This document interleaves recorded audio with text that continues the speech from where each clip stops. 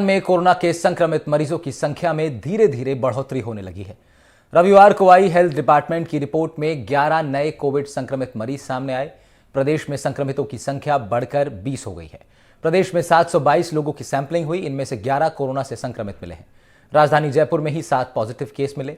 जयपुर में कुल 154 मरीजों की सैंपलिंग हुई। बाकी संक्रमितों में 1 केस अलवर, 1 दौसा, 1 कोटा और 1 केस सवाई माधोपुर में मिला है।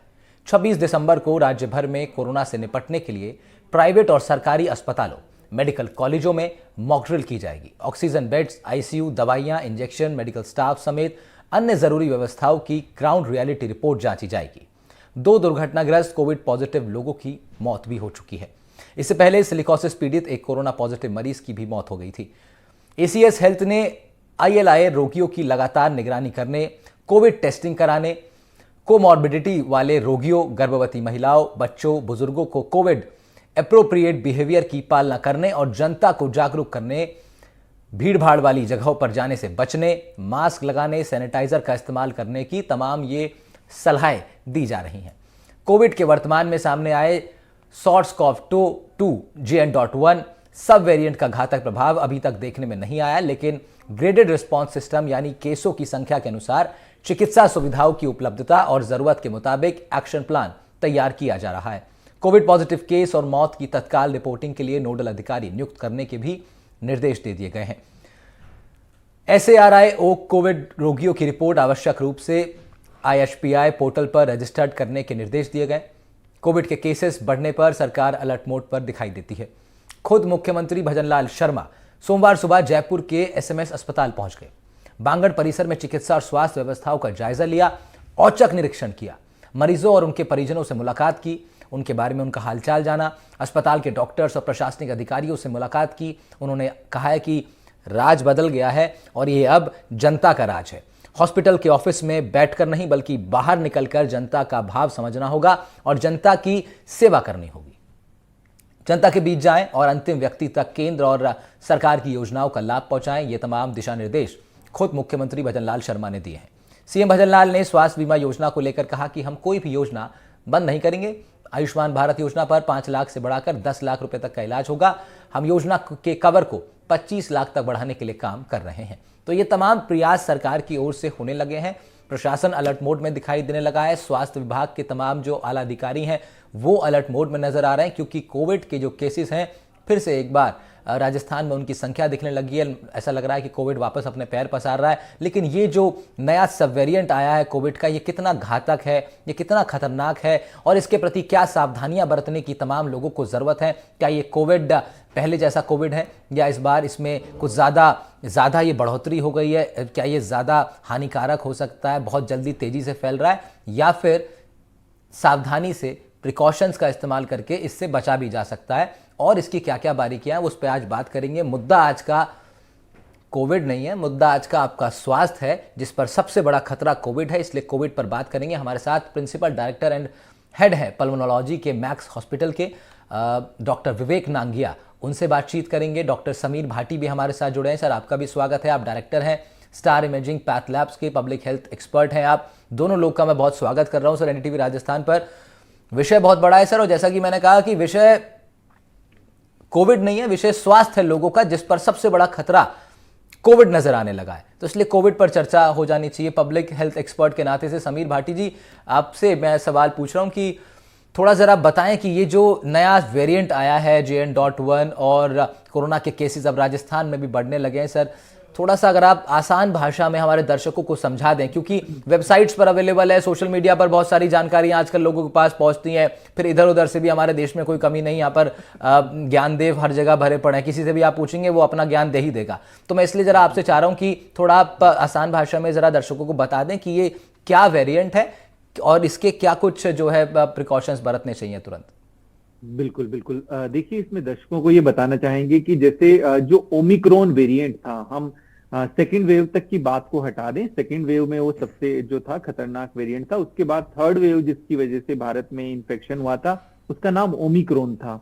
उसके बाद से अगर लगभग पिछले 2 सालों से हम देख रहे हैं तो जो ओमिक्रॉन है उसी के कुछ सब वेरिएंट आ रहे हैं। मतलब उसी के आप ये आसान भाषा में समझिए कि उसी के परिवार के सदस्य कुछ वेरिएंट है जिनकी वजह से भारत के अंदर कभी किसी राज्य में कभी किसी राज्य में थोड़ा ऐसा स्पाइक आ रहा है। कोई बहुत ज्यादा केसेस नहीं बढ़ रहे, पर इस वेरिएंट में ये देखा गया था कि ये ज्यादातर upper respiratory tract infection cause कर रहा था, मतलब सिम्टम इसमें बहुत ज्यादा गंभीर नहीं देखे गए थे। और इसकी वजह से लगभग 90% के करीब लोग वैसे थर्ड वेव में इन्फेक्टेड भी हुए थे, पर उनको बहुत ज्यादा वैसे हॉस्पिटलाइजेशन की जरूरत नहीं पड़ी थी।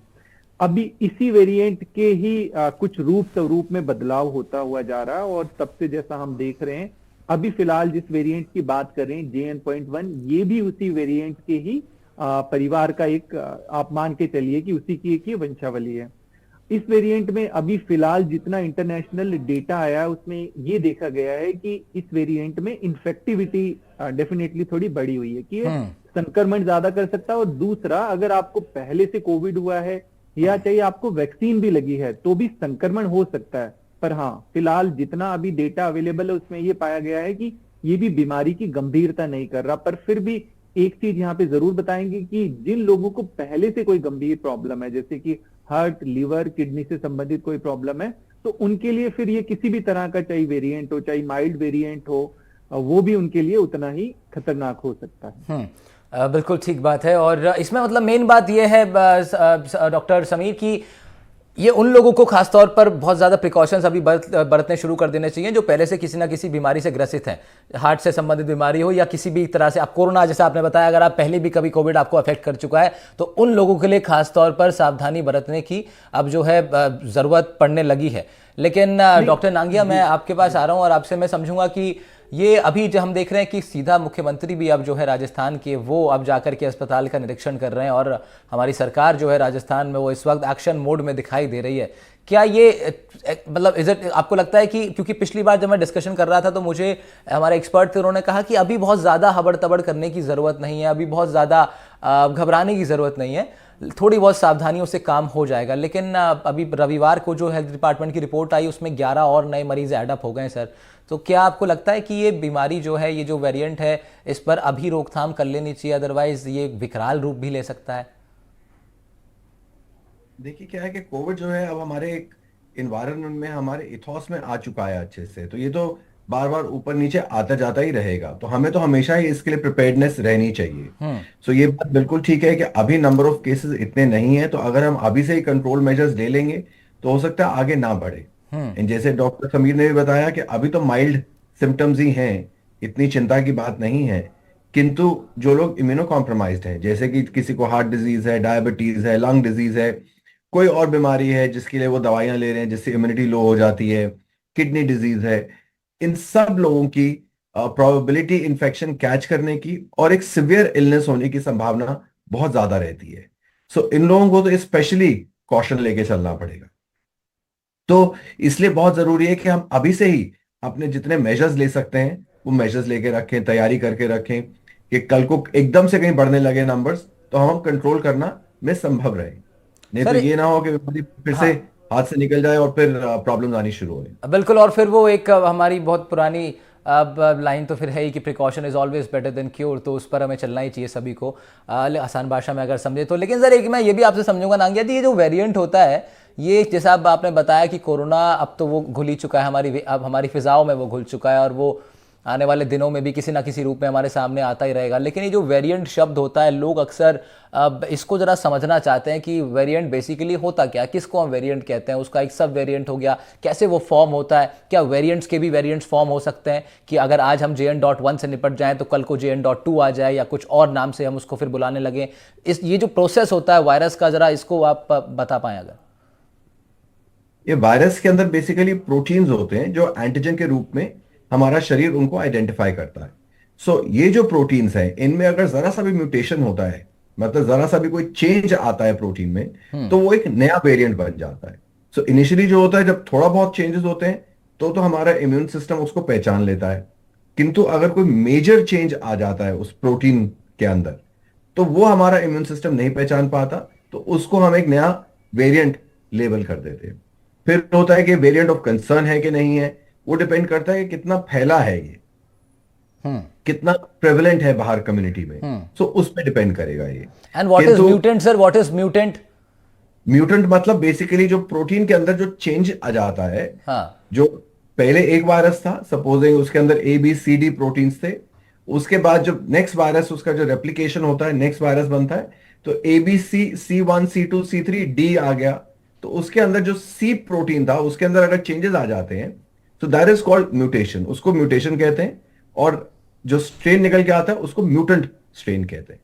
मतलब प्रोटीन के चेंजेस की वजह से एक नया वायरस क्रिएट हो जाता है, जिसको हम म्यूटेटेड स्ट्रेन कहते हैं। ठीक है। डॉक्टर समीर, ये जो तमाम बचाव की हम लोग अभी ग्राफिक्स भी चला रहे हैं, उस पर हम बता रहे हैं बार बार कि भाई साफ सफाई का विशेष ध्यान रखें, भीड़ भाड़ वाली जगह से बचें, सैनिटाइजर का उपयोग करें। लेकिन ना ये जो जानकारी है, ये मोटे मोटे रूप में अगर हम देखें तो ये जानकारी हम लोग सुन रहे हैं, हम लोग जानते हैं, ये बेसिक जानकारी है जो कि बार बार बताई जानी ही चाहिए। लेकिन मैं आपसे जानना चाह रहा हूँ कि पब्लिक हेल्थ एक्सपर्ट के नाते से आप क्या सजेस्ट कर रहे हैं लोगों को, और क्या सजेस्ट करते हैं आप अब यहाँ पर अभी बैठ के हमारे स्क्रीन पे, कि कौन से और मेजर्स हैं जो लोगों को अपना लेने चाहिए? मतलब क्या सैनिटाइजर अपने आप में सफिशिएंट है इस वेरिएंट को आप तक आपसे दूर रखने में? क्या इतना सफिशिएंट भर है कि हम मास्क लगा के रखें? क्या इतना ही ठीक है कि भीड़ भाड़ से बचें, या फिर कुछ और भी अब इस दौर में हमको जरूरत पड़ेगी?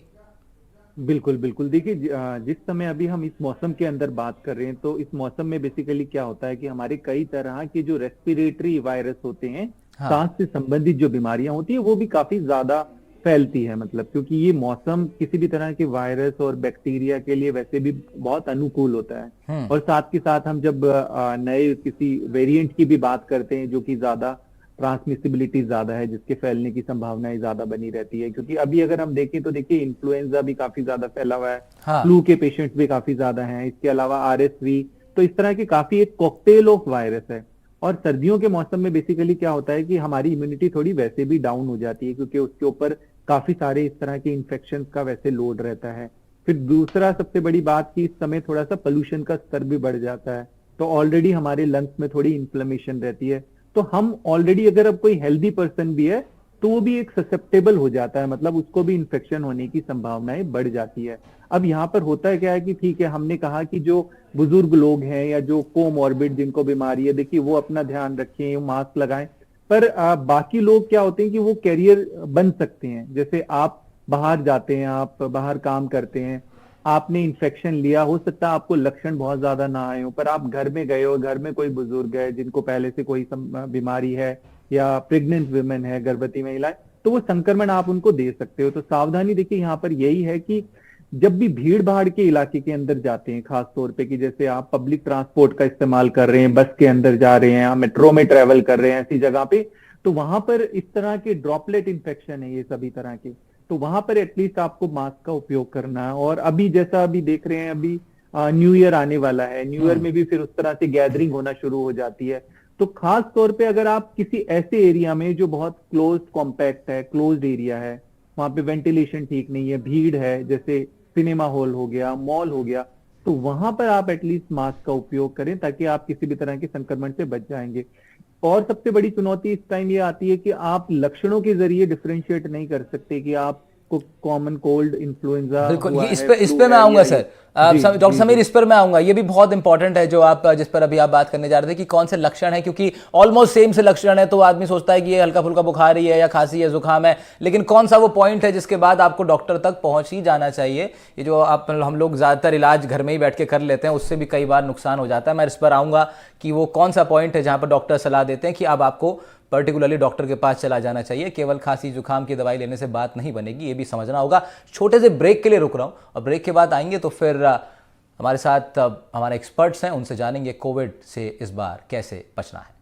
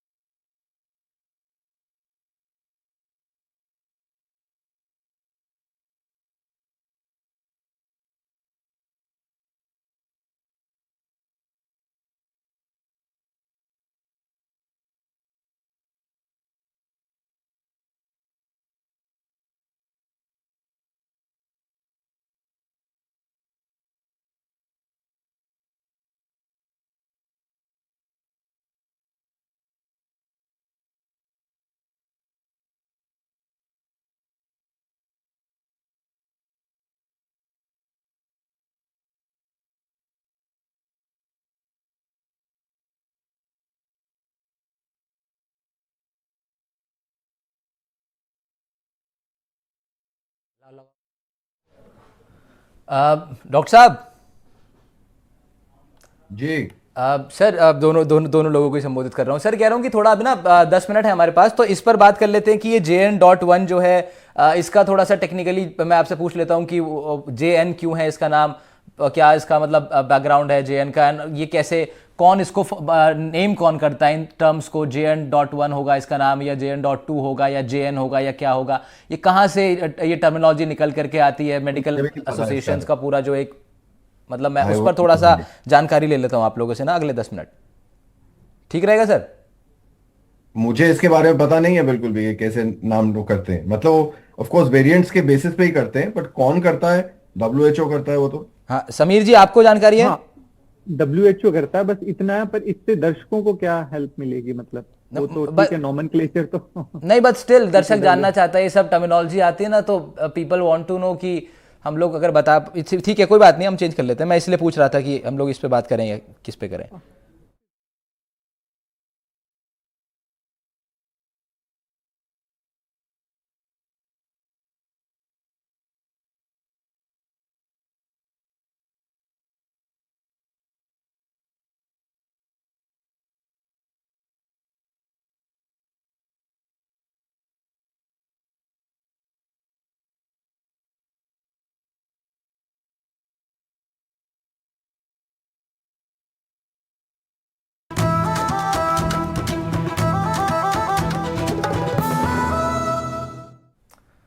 ब्रेक के बाद स्वागत है आपका। हम लोग आज के मुद्दे में बात कर रहे हैं आपके स्वास्थ्य से जुड़े हुए सबसे बड़े इशू की, जो कि कोविड इस वक्त वापस से पैर पसार रहा है राजस्थान के अंदर। हमारे साथ डॉक्टर विवेक नांगिया जुड़े हुए हैं और उनके साथ साथ डॉक्टर समीर भाटी भी हमारे साथ जुड़े हुए हैं। दोनों लोग के साथ चर्चाओं को आगे बढ़ाएंगे। डॉक्टर विवेक, आपके पास मैं आ रहा हूँ। विवेक सर, ये जरूर बताइए दर्शकों को कि अब जो है, क्योंकि समीर सर लास्ट वो बात कर रहे थे लक्षणों को लेकर के, मैं सेम सवाल अब आप पे टॉस अप कर दे रहा हूँ, उस जवाब को आप अगर पूरा कर पाएं कि ये जो लक्षण है, इसके जो सिम्टम्स हैं, बहुत बहुत जनरल से दिखाई पड़ते हैं शुरुआत में। मतलब कोई कह रहा है कि अब 1-2 सिम्टम्स और बढ़ गए, जैसे मान लीजिए दर्द हो रहा है घुटने में, या जोड़ों में दर्द है, मांसपेशियों में दर्द हो गया। तो ये दर्द जो है, तो सर जैसे किसी को बुखार होता है तब भी हो जाता है, तो कैसे लोग आइडेंटिफाई करें कि अब हमको जो है केवल क्रोसिन या डोलो से पर निर्भर नहीं रहना है, अब हमको we have to move out of our houses, doctor के पास जाना है और आगे का टेस्ट करवाना है। जी, ये बहुत जरूरी है हम सबके लिए जानना कि चाहे इन्फ्लुएंजा का फीवर हो, चाहे कोविड का फीवर हो, या किसी और प्रकार के वायरस का फीवर हो, उन सब में जो लक्षण है बहुत ही कॉमन रहेंगे, जैसे कि खांसी, जुकाम, गले में दर्द होना, फीवर होना, बॉडी एक्स होना। जब तक ये सब है, डिफ्रेंशिएट करना बहुत ही मुश्किल होता है, किंतु ये बहुत जरूरी है हम लोग को समझना कि जिस दिन पहला सिम्टम होता है उस दिन हमें अपने आप को आइसोलेट कर लेना चाहिए बाकी सब फैमिली मेंबर्स से। क्यों? क्योंकि चाहे हमारी इम्यूनिटी अच्छी है, हमारे केस में चाहे वो माइल्ड इलनेस ही होगी, किंतु ये हो सकता है कि हमारे घर में जो वृद्ध बैठे हैं या कोई और हैं जिनकी बीमारियां हैं, जिनको अगर वो इन्फेक्शन होता है तो वो सीरियस और कॉम्प्लिकेटेड होने का रिस्क रहेगा उनको। इसलिए सबसे पहले अपने आप को आइसोलेट करें और फिर एक रैपिड एंटीजन टेस्ट बेशक घर पे कर लें, चेक करने के लिए कहीं कोविड तो नहीं है। अदरवाइज अब तो बाहर लैब्स में जाके भी ज्यादा महंगा नहीं पड़ता है कि कौन सा ये जो इन्फ्लुएंजा का टेस्ट, कोविड का टेस्ट, ये करवा लें तो और कंफर्म हो जाएगा कि किस प्रकार का इन्फेक्शन है, ताकि उसके हिसाब से आप ट्रीटमेंट ले पाएंगे। ठीक बात है। अगर ये नेगेटिव आते हैं तो पहले 3-4 दिन आप अपने आप को सिर्फ जो है जो साधारण दवाइयां हैं, जैसे पैरासिटामोल है, कुछ डीकंजेस्टेंट्स हैं, नेजल ड्रॉप्स हैं, कॉफ सिरप्स हैं, उनका इस्तेमाल करें अपने सिम्टम्स को सप्रेस करने के लिए। और ऑक्सीजन के ऊपर वॉच रखें। जो एक पल्स ऑक्सीमीटर है आजकल मार्केट में बड़े इजीली मिलता है, ये कोविड ने हमें सिखाया कि पल्स ऑक्सीमेट्री कैसे कर सकते हैं आप घर पे ही, उसको चेक करते रहें टाइम टू टाइम कैसा रह रहा है। और लोगों ने उस दौर में वो जो बहुत संघर्ष भरा दौर था जब कोविड से हम लोग सब जूझ रहे थे, तब बहुत सारे लोगों ने वो ऑक्सीमीटर्स, पल्स रेट चेक करने के लिए और सब चीज़ें चेक करने के लिए खरीदे हैं। तो अब डॉक्टर समीर, आपको लगता है कि ये जो JN.1 वेरिएंट है, इसका जो एक अगर ये बिगड़ता है तो ये उस स्टेज तक ले जाएगा जहां पर ऑक्सीजन सिलेंडर्स की ज़रूरत पड़ेगी? क्या फिर से वो दौर जो देश दुनिया ने देखा था, क्या उसकी ओर ये JN.1 वेरिएंट जो है ये हमको ले जा सकता है उस ओर? क्या ये इतना घातक साबित हो जाएगा? जी जी जी, ऐसा नहीं लग रहा, इसके पीछे कुछ कारण है। देखिए, एक तो वेरिएंट में, जैसा हमने अगर पहले शुरुआती दिनों में जो वेरिएंट देखे तो उन वेरिएंट में बहुत अधिक तरह का बदलाव था कि शुरुआती वेव में, फर्स्ट वेव में अल्फा, बीटा और डेल्टा, वो पूरा बदलाव। पर फिलहाल अभी का जो हम ये वेरिएंट देख रहे हैं ओमिक्रॉन, ये ओमिक्रॉन के कुछ कुछ चीजों में बदलाव आ रहा है। जैसे स्पाइक प्रोटीन के अंदर इसका बदलाव आ रहा है ना। तो स्पाइक प्रोटीन बेसिकली वायरस का वो वाला हिस्सा है जहां से वो हमारी सेल्स में एंटर करता है। पर इस JN.1 के बारे में ज्यादा इसलिए बात की जा रही है क्योंकि इसके स्पाइक प्रोटीन में काफी सारे म्यूटेशन हुए हैं जो इसको और आसान कर देता है हमारी सेल्स में एंटर करने के लिए। तो स्पाइक प्रोटीन अगर आम भाषा में देखिए दर्शकों को बताएं तो स्पाइक उसका वो चाबी की तरह काम करता है कि जो हमारे शरीर में एंटर करने के लिए इसको और आसान बना देता है। तो ठीक है, ये हमारे शरीर में एंटर करता है, पर हमारे शरीर में अभी अगर हम देखें तो देखिए, एक तो वैक्सीन एक्वायर्ड इम्यूनिटी, क्योंकि ज्यादातर लोगों को डबल डोज लग चुकी थी, काफी लोग, सभी मैक्सिमम लोगों को, और इसके अलावा हमारी जो एल्डरली पॉपुलेशन और कोमॉर्बिड लोगों को बूस्टर भी लगा था। और सबसे बड़ी बात कि हम लोगों को नेचुरल इम्यूनिटी भी मिल चुकी, कि फर्स्ट वेव में देखें तो लगभग कुछ कम ही लोग इन्फेक्ट हुए थे, पर सेकेंड वेव में हमने जब सीरो सर्वे किया था तो लगभग 80% के करीब लोगों के अंदर एंटीबॉडीज बनी हुई थी। राजस्थान में भी इसी तरह से काफी लोगों में सीरो पॉजिटिविटी मिली थी, और थर्ड वेव के बाद तो 90% से ज्यादा लोगों में नेचुरल इम्यूनिटी बनी हुई थी। तो उस तरह से अगर हम भारत में देखें तो एक तरह की हमारी हाइब्रिड इम्यूनिटी होती है। तो एंटीबॉडी लेवल अगर हम देखें तो चलिए वो कम हो सकता है आपका, पर इसके अलावा हमारी टी सेल्स इम्यूनिटी होती है जिनको हम मेमोरी सेल कहते हैं। तो जब भी कोई इस तरह के वायरस से हमें, हमारे शरीर को जब अटैक होता है तो वो हमारी इम्यूनिटी उसको पहचान लेती है। तो उतना हमें उस तरह से अगर हम देखें तो बहुत ज्यादा घबराने वाली बात नहीं, अभी भी हमारी इम्यूनिटी उस तरह से बनी हुई है। तो अभी सर, आप स्पाइक प्रोटीन के बारे में आप कुछ कह रहे थे, उसको आप बता रहे थे, उसको थोड़ा सा अगर आप और एलाबोरेट कर दें अगर। हाँ जी, देखिए स्पाइक प्रोटीन का मैं यही बता रहा था कि ये आपके क्योंकि इसमें बहुत सारे सब म्यूटेशन हुए हैं। अगर ओमिक्रॉन की बात करें तो लगभग 1600 के करीब इसके अंदर म्यूटेशन हो गए। पर स्पेशली अभी कुछ कुछ वेरिएंट के बारे में इतना डिस्कशन इसलिए किया जाता है कि कुछ वेरिएंट अपने आप में इस तरह से बदलाव कर लेते हैं कि उनको हम ह्यूमन सेल के अंदर एंटर करना वो अपने आप को और आसान बना लेते हैं। तो इस वजह से इनके ऊपर डिस्कशन ज्यादा इसलिए किया जा रहा है। हालांकि जो आप अभी हम बात करें JN.1, इससे जस्ट एक पहला वेरिएंट था जिसको नाम दिया गया था पिरोला। तो उस वेरिएंट में भी लगभग 40 के करीब म्यूटेशन हुए थे उसके अंदर, और उसमें ही उसी हिस्से में म्यूटेशन हुए जहां से वो एंटर करता है, मतलब वो वायरस की जिसको आप कह लीजिए चाबी, उसके अंदर म्यूटेशन हुए थे। उसके बाद फिर से एक रूप स्वरूप में बदलाव आ गया, एक और एक्स्ट्रा म्यूटेशन हो गया जिसको JN.1 नाम दे दिया। तो इसका जो पहले वाला परिवार का सदस्य था JN.1 को, उसको भी वेरिएंट ऑफ इंटरेस्ट कहा था, और WHO ने इसको भी फिर अलग से stand alone variant of interest की, इसके ऊपर साइंटिफिक कम्युनिटी को विजिलेंस रखने की जरूरत है, ध्यान देने की जरूरत है। जी ठीक है। डॉक्टर विवेक नांगिया, अंतिम आखिरी सवाल मैं आपसे ले रहा हूं और ये वाइंड अप भी इसके बाद हम लोग करेंगे। मुझे लगता है काफी कुछ जानकारी इससे निकल के आई है। विवेक सर, ये जरूर बताइए कि जो लोग वैक्सीनेटेड हैं, क्योंकि वैक्सीनेशन की बात अभी सर ने करी थी, डबल वैक्सीनेशन हो चुका है, बूस्टर डोज लोग ले चुके हैं, क्या वो लोग एकदम सेफ अपने आप को समझें? क्योंकि बीते दिनों में ऐसे केसेस आए हैं कि जहां पर वैक्सीनेशन हो चुकी थी और उसके बाद भी कोविड ने उनको इफेक्ट किया। जी, तो उसमें जो है एकदम सेफ तो हमें नहीं समझना चाहिए अपने आप को। हमने भी ट्रिपल वैक्सीन लगाए हुए हैं, किंतु एक रिस्क तो हमेशा ही बना रहेगा, स्पेशली क्योंकि ये नया वेरिएंट है। अब हमें ये नहीं मालूम कि जो पुराना वैक्सीन था वो ये करंट वेरिएंट को कवर करता है कि नहीं करता है, एक चीज। दूसरी चीज ये कि वैक्सीन जो होता है वो 100% आपको प्रोटेक्शन नहीं प्रोवाइड करता है। अगर वैक्सीन मान लीजिए आपको है भी सही अगेंस्ट सेम वायरस के स्ट्रेन का भी, तो वो आपको प्रोटेक्शन प्रोवाइड करेगा इन टर्म्स ऑफ कि अगर इलनेस होती है तो माइल्ड इलनेस होगी, कॉम्प्लिकेशन नहीं होंगी, शॉर्ट ड्यूरेशन की होगी, और हो सकता है ना हो। सो 100% प्रोटेक्शन तो कुछ भी नहीं है हमारे हाथ में।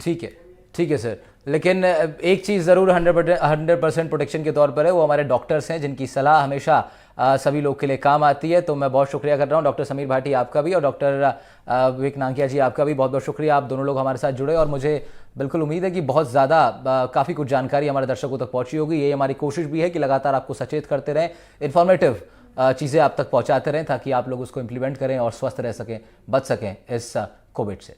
फिलहाल के लिए इतना ही, शुक्रिया।